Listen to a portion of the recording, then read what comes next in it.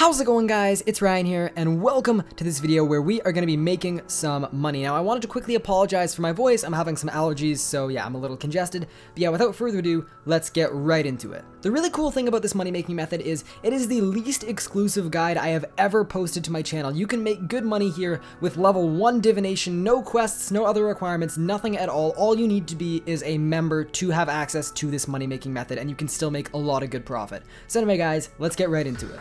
Now, one last thing before I start this video, I just want to say there will be a lot of numbers on the screen towards the end of this video. Those are just there so that if anyone does want to check my math or they don't understand my reasoning, they can actually just look at the screen and all my math will be there. But not to worry, if you do not understand the numbers on the screen, don't worry about it, because I just basically, I throw them all there so that people can check me if they want to, but otherwise I will just be saying and talking through all of the hourly rates and everything else. So anyway, guys, let's get right into it.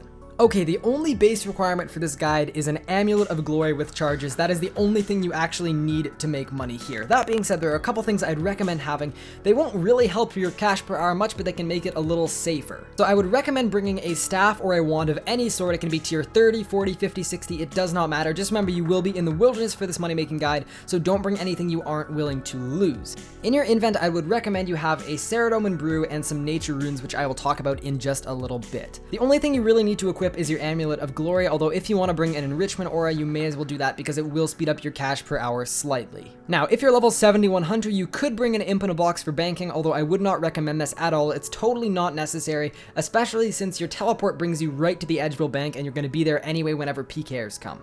Now, last thing you could bring here is a demonic skull. You'll get 20% extra experience while you're training divination here, but we're going for money here, not experience, and it will add 500k risk anytime you die, and it'll put a target on your head, so I would also strongly not recommend bringing this if you're going out to make money. Alright guys, this is how you're going to get there. We are currently you are here at Edgeville Bank. That's where your Amulet of Glory is going to take you. You're going to then use the teleport to the Wilderness Lodestone that is located right here. And then you're basically just going to run into the Wilderness Volcano right there. And this is where you are going to be training divination. It is below level 30 Wilderness. Now, the reason I mentioned that it's below level 30 Wilderness is because that's where your glory comes in. If you use a normal teleport tablet, you cannot use it outside of level 20 Wilderness, but anything with a Dragonstone, so that would be a glory or a Ring of Wealth, those will both work up to level 30 Wilderness. Okay, so it's time for the real stuff and the important stuff. So you guys probably know how to train divination, but in case you don't, you basically take the little things, you fill your invent with them, and then you put them in the big thing in the middle, and that is it. Make sure you're converting to energy and not to experience, because you're trying to make money here with that energy. Alright guys, welcome to how to survive in the wilderness for an hour without losing all of your shiny, important monetary things. First thing we're going to talk about is use a legacy world for a couple reasons. First off, all of the good teams, all the big teams of people will be on an EOC world, which means that if you're in a legacy world, a lot of them won't even venture there. The second thing is, if a Pker comes on you or a team gets onto you on a legacy world, it's a lot easier to fend them off and actually manage to escape because of the second thing we're going to talk about, which is entangle runes.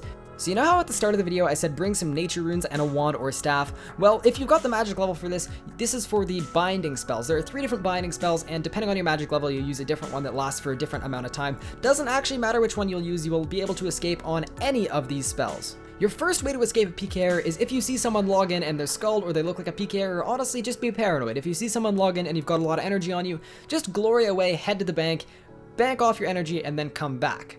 Now, even though your first layer of defense is very easy, simply teleport away, the second layer of defense is if someone lands a teleport block on you, if you're AFKing too hard, something like that, what you can do is basically you can use a binding spell on them and then run away. The reason this works is because you can't use a teleport block in conjunction with another binding spell. It doesn't really work that way. So in the time they spend teleblocking you, as soon as you're teleblocked, you can bind them and then run away before they will have a chance to bind you. Once you run away, all you need to do is lobby and you will have escaped safely. Now, your third layer of defense, and I'm really sorry to say this, you do not want to be AFKing here very much. Honestly, when I did an hour of testing for this guide, I was watching a movie, so honestly, I was AFKing, I broke my own rule, but I did encounter 6 or 7 different Pkers, 6 or 7 people tried to kill me. I escaped every single time, but the only reason I escaped is because I was not AFKing, I was paying attention to my screen, and that way as soon as they logged in, before they could land a teleblock on me, I was already out at Edgebank and they could not kill me. Okay, one last thing I was going to show really quick. If you want to be extremely paranoid, what you can do is you can use your F keys, Fs 1 through 5 on your keyboard, and on a legacy world, these will basically switch your equipment slot around so that you can basically go to your equipment slot, right-click on your Amulet of Glory, and then you can hit your F keys again and then go back to your invent. So you can watch your invent and make sure that you're never, like, AFKing, you're never idling or anything, while also having a one-click teleport available. So that's another thing you can do to make sure you get out ASAP. And honestly, that's all there is to this guide. It's just important to be vigilant, make sure you're not getting PK'd, and honestly, it was not difficult at all to avoid getting PK'd. I mean, as long as you don't panic and just run around like a chicken without a head, you know, if you see a Pker, teleport away, and if they teleport block you, stun them, and then run away, and you'll be good to go, you'll be just fine. Remember, you're on a legacy world, so that if you stun someone, they can't just use freedom and run away. They are stuck. There's no way to unstun yourself in legacy mode other than a numbing route, and honestly, no one is going to have one of those. Okay, so now what you see on screen is a price check of the 6,816 energy I managed to grab in 1 hour. I timed it with an aura, so that includes every time I had to bank, every time I got PK'd, everything else. Also, quick tip, don't save up your energy. If you've got like 4,000 energy, just go bank it, play it safe, put it all in the bank, because, you know, that's a lot of money for someone if they kill you. That's a lot of money to lose. You know, I was banking every 15-20 minutes just to be safe, and then also every time I saw a player killer. So now let's talk about the actual money part. What does this energy do and how does it work? Well, 10 cursed energy will turn into 15 of any other type of energy, but in order to transmute to a higher level type of energy, you need a higher divination level, and that is why this moneymaker is a lot easier to do. At a higher level, you can make more money.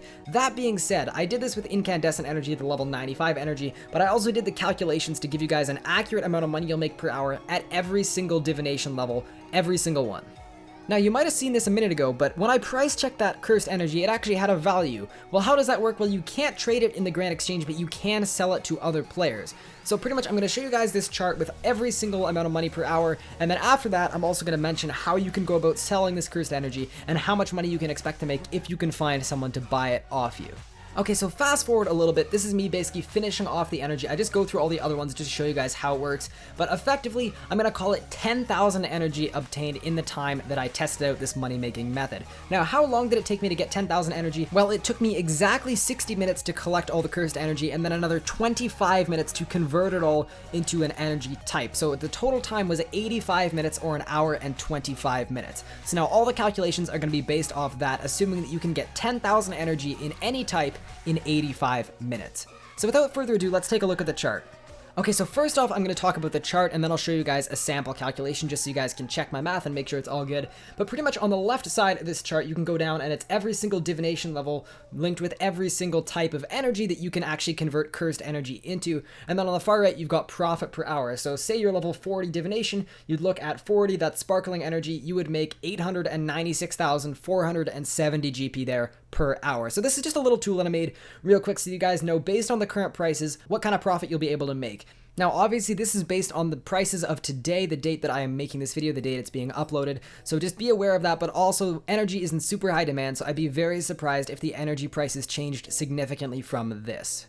Last thing with this little chart is right at the top, there's a 1 with an asterisk next to it, and it says cursed energy, profit per hour, 1.98 million GP per hour. So now I'm going to tell you guys how this works. This is to assume that you're selling the cursed energy to another player for a total price of 300 GP per energy. So that's basically the 6,800 energy or whatever we got, that's multiplied by 3, it's like just around 2 million GP you would make per hour, assuming you could find someone who is interested in buying the cursed energy. Now, why would someone want to buy your cursed energy for, say, 300 GP each? By the way, I'm not creating the market for 300 each, I'm just saying at that price, which is honestly fairly low, that's how much money you'd make. You make almost 2 million GP per hour. So why would anyone want to do that? Well, if I'm level 95 plus divination, which I am, I'm level 99 divination, what I could do is I could buy the energy from you, for example. I could buy that 7,000 energy for 2 mil off of you, and then what I would do is I would actually convert it myself. It would take about half an hour, 25 minutes to convert it, and then I would have made almost another 1.6 million GP just in that half an hour. So it's a really good way to make some AFK money for a higher level player to buy it from a low level player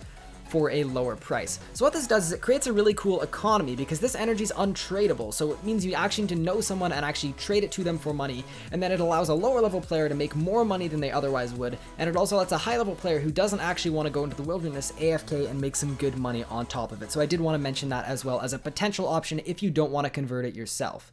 Alright, so I know a lot of people won't care about this, but I didn't want to seem like I was pulling numbers out of thin air, so all the calculations for the chart were basically done with this exact same thing. Pretty much, I'm assuming you can get 10,000 energy in 85 minutes or an hour and 25 minutes. So what I'm doing is I'm taking the total value of that 10,000 energy, I'm dividing it by 85 minutes to get my GP per minute, and then I'm multiplying that by 60 minutes to get my GP per hour. So I just want to quickly say that's my simple calculation. I know it's not complicated, but I thought I'd put it there just in case anyone was wondering where I got my numbers from. Anyway guys, to wrap things up, this is one of, if not the best money making method in the game for all levels that has no requirements. It's really, really cool, and you should definitely check it out if you're looking for some money. Good luck everybody, and pay attention so you don't get Pk'd. Alright guys, that's gonna just about do it for this guide, but I did want to say I did this guide a little differently than any of the other guides I've done on my channel, especially for a money making guide. I put a lot more time into this one, so I was looking for constructive criticism. If you liked or did not like anything in this video, let me know and I can be sure to change it in the next one. Anyway guys, that's it from me. Take it easy, have a great one, and peace out.